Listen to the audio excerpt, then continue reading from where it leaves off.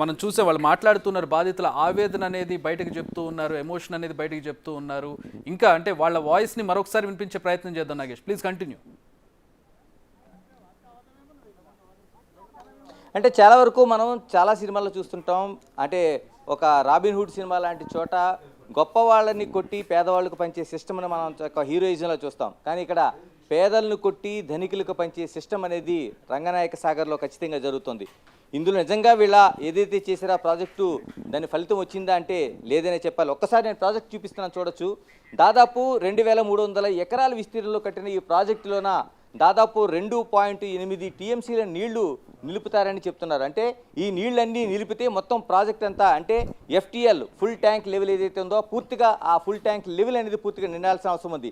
కానీ ఒక్కసారి మీరు రంగనాయక సాగర్ని పూర్తిగా పరిశీలిస్తే చూడొచ్చు, పూర్తిగా దాదాపు 150 ఎకరాలు ఎఫ్టీఎల్లోనే ఖాళీగా ఉండే పరిస్థితి మీకు కనిపిస్తుంది. అంటే మనకి 2.8 టీఎంసీల నీరు నిలిపితే కూడా ఈ విధంగా ఖాళీ ప్లేస్ ఉంటుంది. అంటే దీనంతా ఒక బ్యూటిఫికేషన్ చేయడం కోసం, మరోవైపు పెద్దలకు ఎవరైతే ఉన్నారో వాళ్ళందరికీ దారాదత్తం చేయడం కోసం ఈ సిస్టమ్ అంతా ఇప్పుడు ప్రారంభమైపోయింది. ఇందులో కాలేజీలు అంటే మనం చూస్తున్న ఒక్కసారి నేను నా కుడివైపు చూపిస్తున్న కాలేజీని చూడొచ్చు. ఇక్కడ దీన్ని ఒక ఫార్మాస్యూటికల్ కాలేజీగా తీసుకొచ్చారు. దీన్ని ఎక్కడో ఊరు మధ్యలో ఉండి అక్కడ విద్యార్థులకి ప్రజలకు ఉపయోగపడాల్సిన కాలేజీని ఇక్కడ తీసుకొచ్చి ఇక్కడ ఈ ఊరి చివరన ఇక్కడ రంగనాయక సాగర్ పక్కన కట్టాల్సిన పరిస్థితి.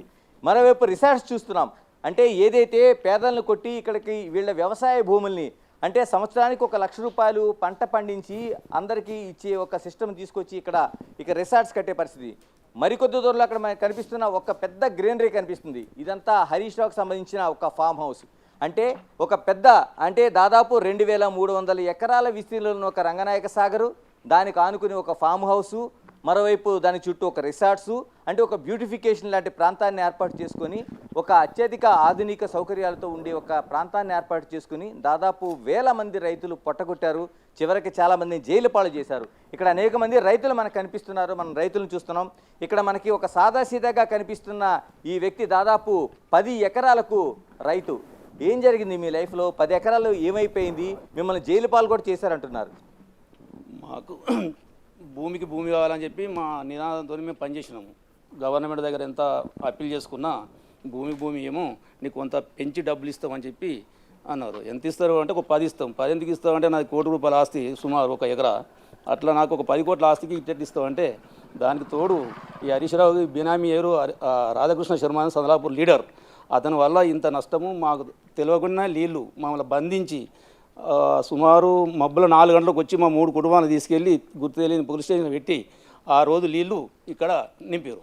ఏది ఈ ప్రాజెక్టు ఆ తర్వాత భూమి కావాలని కొట్లాడితే భూమి చూసిన టైంలో కూడా ఈ శర్మ అనేటోడు అడ్డు తగిలి మాకు రాకుండా చేసిండు. ఇప్పటికైనా మాకు ఇప్పటి ముఖ్యమంత్రి రేవంత్ రెడ్డి గారికి విన్నపం, మాకు ఇప్పటికైనా న్యాయం చేసి మా పిల్లలను మమ్మల్ని ఆదుకోవాలని వేడుకుంటున్నాను. మరొక రైతు ఇక్కడ కనిపిస్తున్నారు. ఈ రైతు కేవలం అక్కడ ఉండే పచ్చగడ్డి అంటే ఏదైతే ఖాళీగా ఉండిపోయిన భూమి ఉందో అంటే 2.8 టీఎంసీలు నీరు నిండిన తర్వాత ఎఫ్టీఎల్లో పూర్తిగా మిగిలిపోయిన వీళ్ల భూముల్లోనే మిగిలిపోయి ఖాళీగా కనిపిస్తుంటే మిగతా వాళ్ళకి దారాదత్తం చేస్తుంటే దీన్ని సహించలేక మా భూముల్లో ఇక్కడ ఉండిపోయిందని చూపించిన రైతుకి ఇక్కడ ఆ కేవలం పశువులకు పచ్చగడ్డి పండిస్తే తన పొలంలో ఇస్తున్న నోటీస్ ఇది మనం చూడొచ్చు. అంటే చంద్రలాపూర్లో ఒక విలేజ్లో పోలీసులు అంటే చిన్నకోడూరు పోలీసులు సబ్ ఇన్స్పెక్టర్ అతనికి ఇచ్చిన నోటీసు. ఏం జరిగింది మీ జీవితంలో? మాది నా పేరు రఘుపతి, చంద్రలాపూర్. నా భార్య పేరు సువర్ణ. అయితే మేము మా ఇద్దరి పేరు మీద 9 ఎకరాల 30 గుంటల జాగా మేము డ్యామ్కి ఇచ్చేసినాం. డ్యామ్కి ఇస్తే అందులో మొత్తం జాగా పోయింది కాబట్టి మాకు పశువుల గడ్డి లేకుండా ఆ నీళ్ళు నింపినాక కూడా ఒక 3 సంవత్సరాల దాకా కూడా అందులో నీళ్ళు నింపినందుకు మేము పశువుల కొరకు గడ్డి కొరకు దున్ని గడ్డి అలికితే ఏఈ నరసింహ అనేటైన కాంప్లిమెంట్ చేస్తే ఎస్ఐ వచ్చి మా మీద కేసు చేసిండు. చిన్న కొడుకు తీసుకుపోయి నా మీద కేసు చేసిండు. మళ్ళీ తర్వాత వాళ్ళు ఏఈ నరసింహని అడిగితే నేను చేయలేదని ఆయన అంటాడు. ఎస్ఐ తీసుకుపోయి కాంప్లిమెంట్ చేసిన తర్వాత ఇప్పుడు 2020లో చేసిండు. నాకు మొన్న నోటీస్ వచ్చింది. మొన్న నోటీస్ అయితే పోయినా నేను ఒక పేజీకి అటెండ్ అయినా. మళ్ళీ 5వ నెల 30 తారీఖు నాడు మళ్ళీ పేజీ ఉన్నది. దీనికి మాకు తగిన న్యాయం చేయగలరు. మా జాగాలో మేమే నీళ్ళు రానందుకు దున్నాను. ఇంకా మిగతా జాగా ఈ 9 ఎకరాల 30 గుంటలలో మధ్యనకెళ్ళి రోడ్డు పోయింది. ఆ రోడ్డు ఇక్కడ ఈ ఫామ్ హౌస్ కాడికి రోడ్ వేసుకున్నాడు Harish Rao. Farm house, SUDA park, SUDA resort ఈ మధ్యనకెళ్ళి ఒక రోడ్డు పోయింది. రోడ్డు పక్కన అంటే డ్యామ్లో లోపల కాకుండా అవుట్ సైడ్కు ఇంకా కొంచెం జాగా మిగిలింది. ఆ జాగా మాకు కావాలని మేము కాంప్లిమెంట్ చేసినాం. మేము ఏంటంటే మేము ఈ ఇరిగేషన్ వాళ్ళకు, ఎంఆర్ఓకు, ఆర్డీఓకు, కలెక్టర్కు మేము కాంప్లిమెంట్ చేసి మొత్తం లెటర్ పెట్టినాము. ఎప్పుడంటే 2020 13 తారీఖు 1వ నెల 2020లో మేము కాంప్లిమెంట్ చేస్తే ఇప్పటి వరకు దానికి స్పందన లేదు. కాకపోతే అంటే చాలా వరకు ఎవరైతే ఉన్నారో భూమి హక్కుదారులు వాళ్ళ పైన కేసులు నమోదవుతున్నాయి. ఈ విధంగా సెక్షన్లు పెట్టి వాళ్ళ స్థలాల్లో వాళ్ళకే ఒక హక్కు లేదని చెప్తున్నారు.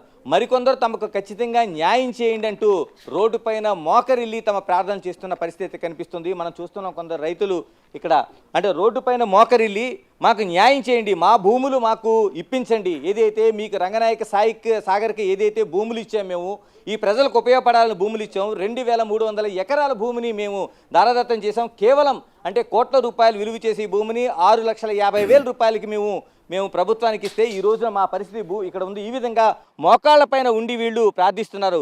తిరిగి మిగిలిపోయిన భూమిని ఏదైతే ఏదైతే మనకి 2300 ఎకరాల్లో మనకి ఫుల్ FTL నిండిన తర్వాత ఈ భూమిలోన ఈ విధంగా వీళ్ళు కనిపిస్తున్నారు. తమ పట్టాదారు పాస పుస్తకాలు చూపిస్తున్నారు, మోకాళ్ళపైన ఉండి చూపిస్తున్నారు, చేతులు పెట్టి జోడిస్తున్నారు. అంటే మిగిలిపోయిన భూమి ఏదైతే ఉందో మీరు బడాబాబులకు దారదత్తం చేయకండి, మాకు కేవలం చూపించండి, మాకు ఇప్పించండి మిగిలిన భూమి, మేము అందులో వ్యవసాయం చేసుకుంటాం, ఈ కూలి బతుకులు కాకుండా చిన్నపాటి రైతులుగా బతుకుతామని చెప్తున్నారు.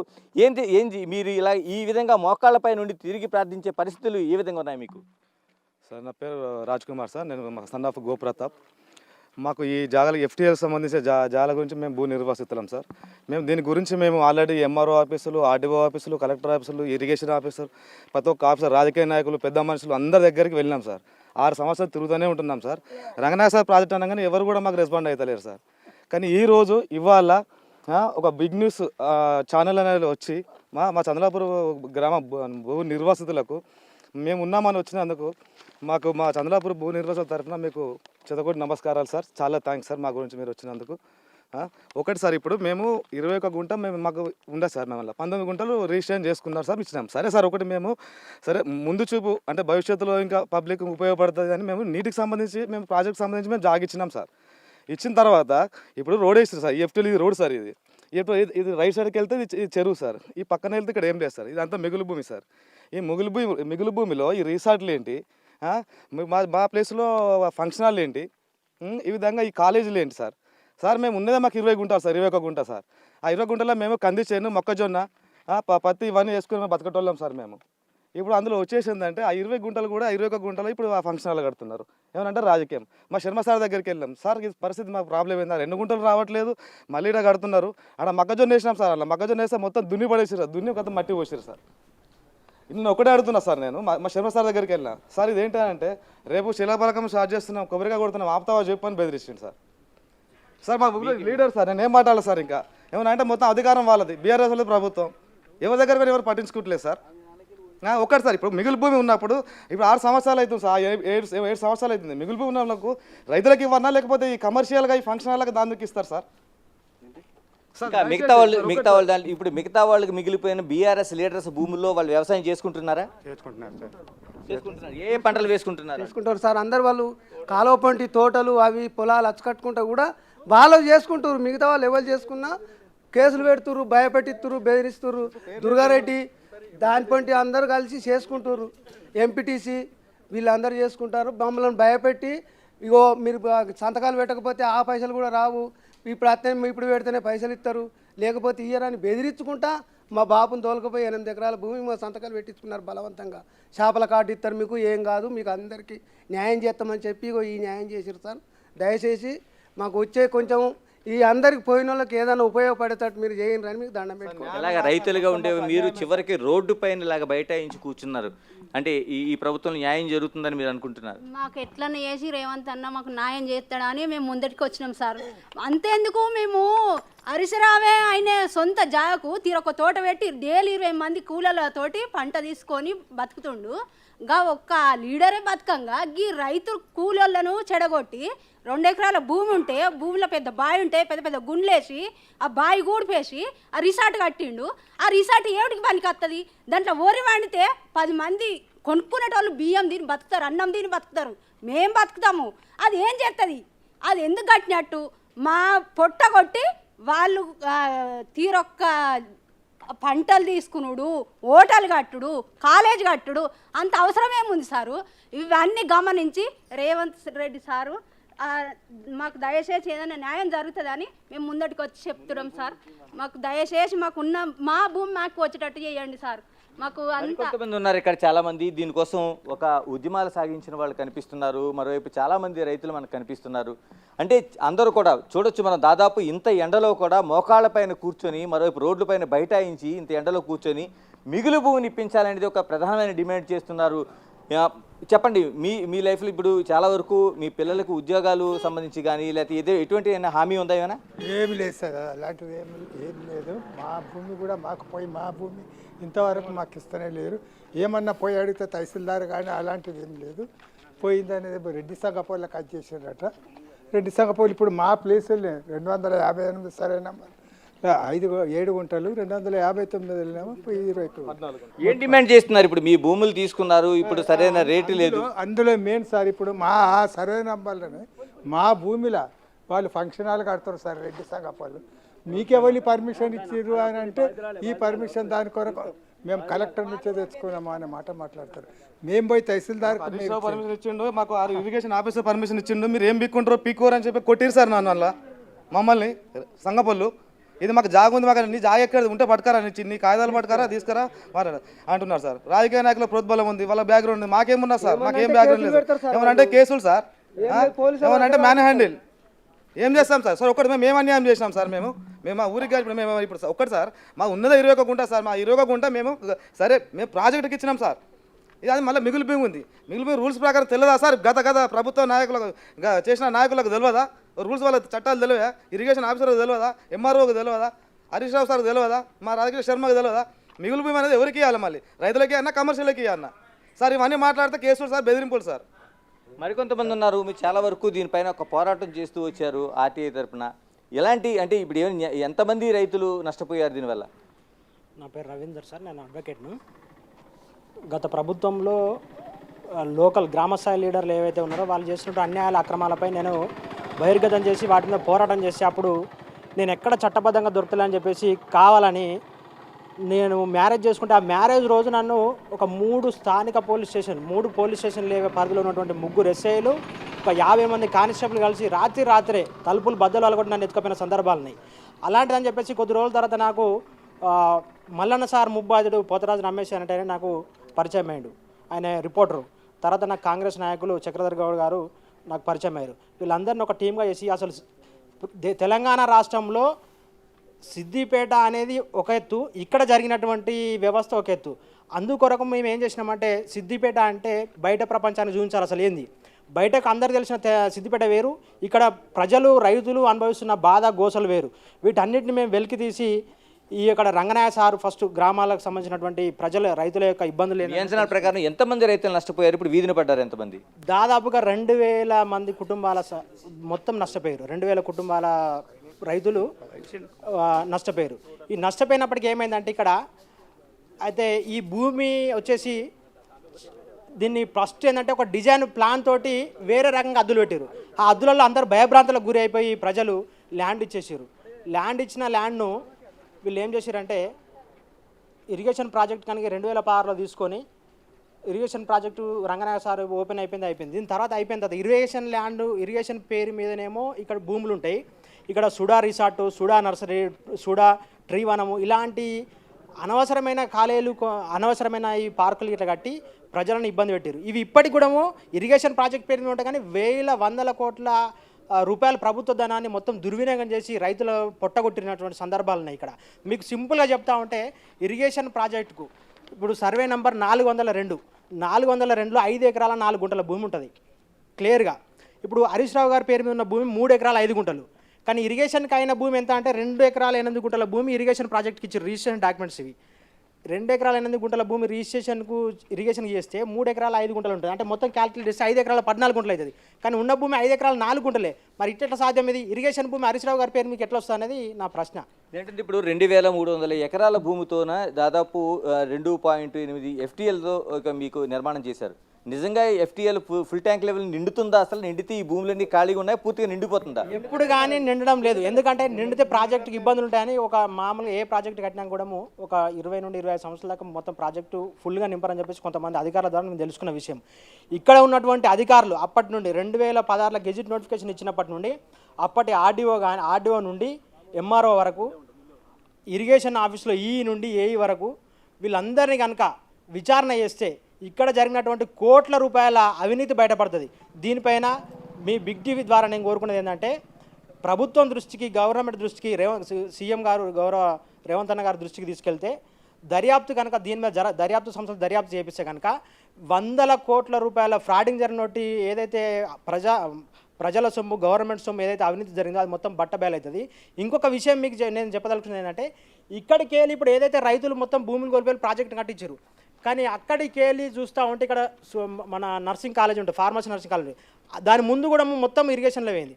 అక్కడ ఒక రైతు పేరున సంథింగ్ పర్సన్ మీద 20 ఎకరాల భూమి ఉంటే లేటెస్ట్గా 2022లో 6 ఎకరాల భూమి ఒక రంగారావు అనే వ్యక్తికి 6 ఎకరాల భూమి రిజిస్ట్రేషన్ చేసుకొని 6 ఎకరాల భూమిని మళ్ళీ ఎగ్జిబిషన్ సొసైటీకి అప్పచెప్పడం జరిగింది. ఈ ఎగ్జిబిషన్ సొసైటీకి అప్పచెప్పింది ఇక్కడ. అంటే అక్కడికి వెళ్ళి ఇక్కడ దాకా మొత్తం ఇక్కడ ఉన్నటువంటి భూములు మొత్తము హరీష్ రావును బినామీల యొక్క వ్యక్తుల పేర్ల మీదనే మొత్తం ఇక్కడికి వెళ్ళి అక్కడ 100 ఎకరాల భూమి ఉంటుంది. ఇది మనకు 100 ఎకరాల భూమిని దాదాపు పేదల నుంచి సేకరించి పెద్దవాళ్ళందరికీ పంచిపెట్టారు. మరోవైపు ప్రధానంగా హరీష్ రావు తన ఫామ్ హౌస్ చుట్టూ పెద్ద భూమిని ఏర్పాటు చేసుకుని ఒక రిసార్ట్స్లో ఏర్పాటు చేస్తున్నారని చెప్తున్నారు. మరికొంది మహిళలు ఉన్నారు. అమ్మ చెప్పండి, మీ జీవితంలో ఏం అన్యాయం జరిగింది? అంటే చాలా అన్యాయం జరిగింది. నాకు ఆడపిల్లలే అయితే 4 ఎకర్ ల్యాండ్ ఉండే మాది. 4 ఎకర్లా నేను వేరే వాళ్ళకి అంటే రియల్ చెప్తాను, ఏది ఉన్నది అదే చెప్తాను. 2 ఎకర్ ఊరికి నేను ఓన్లీ రైన్ రిజిస్ట్రేషన్ చేశాను. 4 ఎకర్లా 2 ఎకర్ ల్యాండ్ పోయిందని చెప్పారు వాళ్ళు. 2 ఎకర్ పోతే మరి రైన్ రిజిస్ట్రేషన్ చేసిన వాళ్ళకి డబ్బులు 15 లక్షలు 13 లక్షలు వచ్చేసాయి. అండ్ మాదేమో కేసు ఉందనేసి నాకు అసలు ధర్నీ రాలేదు, నా ల్యాండ్ ఎక్కడున్నది తెలియదు. కానీ థర్డ్ పర్సన్కి పైసలు పోయినాయి, ఆయన పేరు మీద రిజిస్ట్రేషన్ అవుతుందా సార్? మాకు ఇంతవరకు 1 రూపాయి కూడా రాలేదు. ల్యాండ్ ఎక్కడున్నది తెలియదు. నాకు ఆడపిల్లలు, మరి నేనైతే 15 సంవత్సరాల నుంచే తిరుగుతున్నాను, నాకు 1 రూపాయి రాలేదు. నేను అసలు తిరిగి మళ్ళీ మండల ఆఫీస్ పోయి మొన్న సీరియస్గా అన్నాను. ఎవరి దగ్గర పోయి ఒక లిస్టు చెప్తే నేను అందరి దగ్గర పోతా, ఒక 10 మంది దగ్గరికి, వీళ్ళ దగ్గర తర్వాత వీళ్ళ దగ్గర ఇట్లా అందరి దగ్గర తిరుగుతా. మరి చెప్పండి, మీ మండల ఆఫీస్ కూడా నేను 5 years నుంచే తిరుగుతున్నా, నాకు న్యాయం జరగలేదు అని మొన్ననే సీరియస్ అని అన్న. మేము చేస్తామంటారు, చేస్తలేరు. మీ బిడ్డల భవిష్యత్తు ఎలాగ ఇప్పుడు ఎలా అంటే పాప పెళ్లి చేయాలి, అందరికీ తెలుసు, చంద్రాపూర్ విలేజ్ మా పిల్లలు పెళ్లిలోకి వచ్చారు. కానీ ఇప్పుడు ఆ ల్యాండ్ వస్తేనే నేను పాప పెళ్లి చేయాలి సార్. నేను ఏడ్చుకుంటా మొన్న బాధపడి నాకు ల్యాండ్ రావాలి, నాకు ఇంకా 2 ఎకర్స్, సరే అది ఎక్కడ పోయింది వాళ్ళకి థర్డ్ పర్సన్కి వస్తుంది, నా ల్యాండ్ నాకు రాకముందు థర్డ్ పర్సన్కి ఎట్లా వస్తుంది? నాకు అది కావాలి, నా ల్యాండ్ ఎక్కడుంది అది కావాలి సార్. నేను సీరియస్గా వాళ్ళని చెప్పినా ఎంత దూరమైనా పోతాను ఈసారి. ఇప్పటి వరకు మీది నడిచింది, మీరు నడిపించుకున్నారు, కానీ మేము భయపడేటోళ్ళం కాదు, మీది నడవది కూడా. రేవంత్ అన్న వచ్చిండు, ఒక రాముడిలాగా వచ్చిండు, అందరు తాట తీస్తాడని నాకు తెలుసు సార్. ఇలా మరికొంతమందికి చాలా వరకు 6,50,000 ఇస్తే పెన్సిల్తో రాశారంటున్నారు, పెన్నులతో కాకుండా. ఏం జరిగింది అంటే ఎక్కడ ఏం జరిగింది? లైవ్గా సార్ అక్కడ ఇప్పుడు మేము రిజిస్ట్రేషన్, నేను ఒక టీచర్ రిటైర్డ్, నాతోనే పెన్సిల్తో రాసినటువంటి డాక్యుమెంట్ మీద ఎంఆర్ఓ ఆఫీస్లో వాళ్ళు రిజిస్ట్రేషన్ చేస్తుంటే రిజిస్టర్ ఆఫీస్లో పెన్సిల్తోని 6,50,000 రాసిండ్రు. ఎందుకు రాసిరు సార్ అంటే ఇది కరెక్షన్ చేస్తుంటాం మనము, మనం తర్వాత చేర్పులు మార్పులు ఉంటాయి కాబట్టి అని దాన్ని చెప్పింది సార్. అట్లా చేయొద్దు కదా, మళ్ళీ డైరెక్ట్గా మనం ఏది ఉన్నదో అదే రాయాలి కదా. మళ్ళీ సిగ్నేచర్ ఏమో పెన్తో చేయిస్తున్నారు, మళ్ళీ అమౌంట్ ఏమో 6,50,000 పెన్సిల్తో రాసిండ్రు అని నేను అడగడం జరిగింది. దానికి వాళ్ళు అదే సమాధానం, అందరికీ అట్లే చేస్తున్నాం, మీరు కూడా అట్లే చేయండి. అంటే మీ దృష్టిలో అంటే 6,50,000 కాకుండా అదనంగా రాసుకునే అవకాశం ఉందా? అవకాశం ఉన్నట్టు నాకు అనిపించింది. నేను అడిగిన లైవ్లో నేను అడిగిన అయి ఉండి నా ముందట నా కాగితంనే 6,50,000 పెన్సిల్తో రాసి ఉన్న దాంట్లో అందరికీ కూడా అట్లే రాసి ఉన్నట్టుగా నాకు నిర్ధారణ. కాబట్టి మొత్తం ప్రాజెక్టే దౌర్జన్యమైనటువంటి ప్రాజెక్టు, ఇక్కడ అవసరమే లేదు. అది ప్రాజెక్టు లేకున్నా కూడా వాళ్ళ స్వలాభం కోసం కట్టి ఇక్కడ ప్రజలను మోసం చేయడం జరిగింది. ప్రజలకు ఒక 2-3 వేల మంది ప్రజలు కుటుంబాలు ఇక్కడ మోసంతో బలైనరు. వాళ్ళందరికీ న్యాయం చేస్తామని చెప్పడం జరిగింది. కానీ ఇప్పటి వరకు ఎలాంటి న్యాయం చేకూర్చలేదు. చేపల కార్డులు ఇస్తామని చేపలు పోస్తున్నారు, కానీ చేపలు ప్రజలు ఎవరు పడితే వాళ్ళు పట్టుకుపోతున్నారు.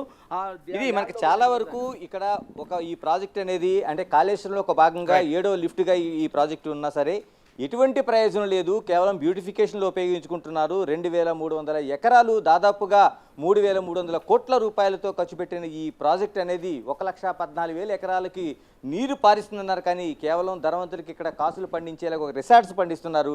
ఇలాంటి పరిస్థితులు ఉన్నాయి. కేవలం రైతులు ఇప్పుడు కూలీలుగా మారిపోయారు. మా బతుకులు ఏంటని ప్రశ్నిస్తున్నారు. ఏదైనా 2.8 టీఎంసీల నీరు నిండిన తర్వాత మిగిలిపోయిన భూమి ఏదైతే ఉందో దాదాపు 150 ఎకరాలు పైగా భూమి మిగిలిపోయింది. కాబట్టి ఈ భూమిని ఖచ్చితంగా మాకు సాగు చేసుకోవడానికి అవకాశం కల్పించాలని డిమాండ్ చేస్తున్నారు. ఇలాంటి పరిస్థితుల మధ్య ఈ ప్రాంతాలను పూర్తిగా ఇక్కడ బిగ్ టీవీ రాకుండా నిరోధించే పరిస్థితులు కనిపిస్తున్నాయి. వీళ్ళందరికీ చూస్తున్నారు. అంటే బిగ్ టీవీ రాకుండా చేస్తున్న పరిస్థితులు వీళ్ళెవరు కూడా ఈ లైవ్లు చూడకుండా బిగ్ టీవీని నిరోధించే పరిస్థితులు అయితే కనిపిస్తున్నాయి. వీళ్ళందరూ దీన్ని పూర్తిగా నిరసిస్తున్నారు. ఇలాంటి దానిపైన పూర్తిగా ముఖ్యమంత్రి న్యాయం చేస్తారని ఆందోళనకి సిద్ధమవుతున్నారని స్పష్టం చేస్తున్నారు. Right, thanks for the updates Ganesh.